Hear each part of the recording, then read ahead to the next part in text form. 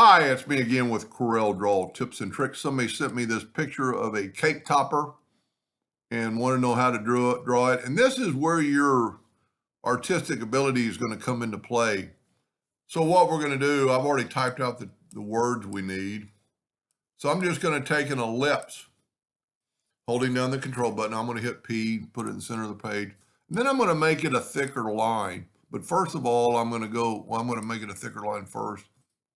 Maybe a little bit thicker. And then I'm going to go to object and convert it to a curve. And when I do that, I get these nodes and I can move my handles and kind of make it a different shape than a perfect circle. You might want to just do like, 3 of them. Now I'm going to go to object and I'm going to convert the outline to an object.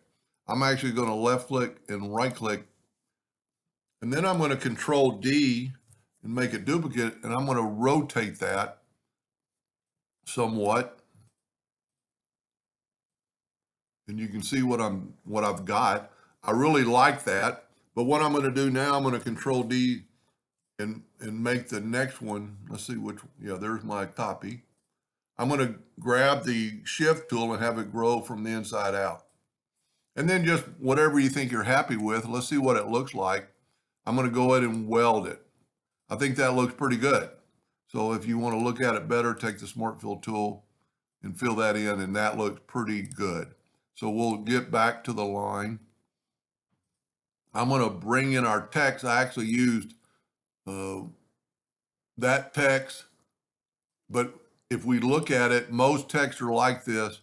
If we left click, right click, you can see that they're not joined.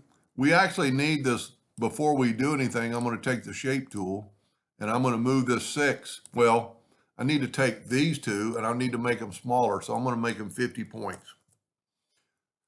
And then I'm going to take it, I'm going to move it. I'm going to break the text apart. And I'm going to grab these 2 letters and I'm going to move it up. You want it where it's going to be a little bit strong, where it's touching, a couple. Now let's take this and weld this. But to do that, we have to convert it to a curve. As soon as we do that, the weld comes up and it worked. Now we need to take this and we can convert it to a curve and weld it. Well, I must not have break the curve apart and then weld it. And see that I did a no-no. So what I'm going to back up here and I'm going to just go to object and shaping and weld it. That way you can weld the text. Now we're going to put it into our cake topper. And we're going to grab this and we're going to actually make that probably bigger so it touches. And this, like I said, this is where your artistic ability is going to come into play because you want it touching both items. So we could take that and move it down a little bit.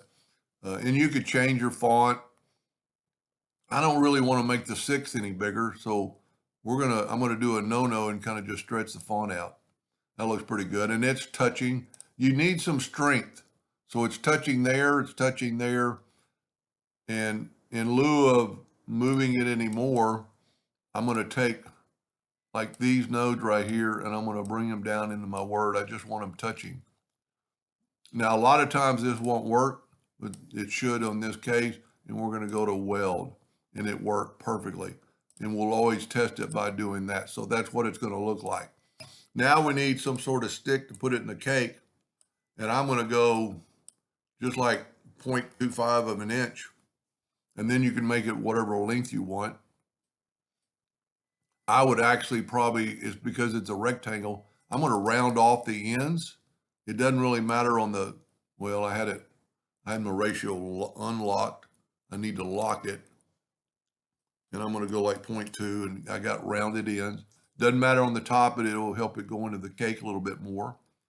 And then instead of welding this, because you kind of need it in the middle and you don't want to interfere with that other thing, I'm just going to take the virtual segment delete key and delete these lines. You want to make sure you delete that little line right. Whoop. I'm going to have to zoom in, take the virtual segment delete key and delete that line and then delete this line.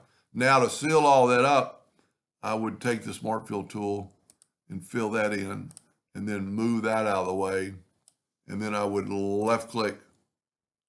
You know, Corel doesn't really have a gold, but you could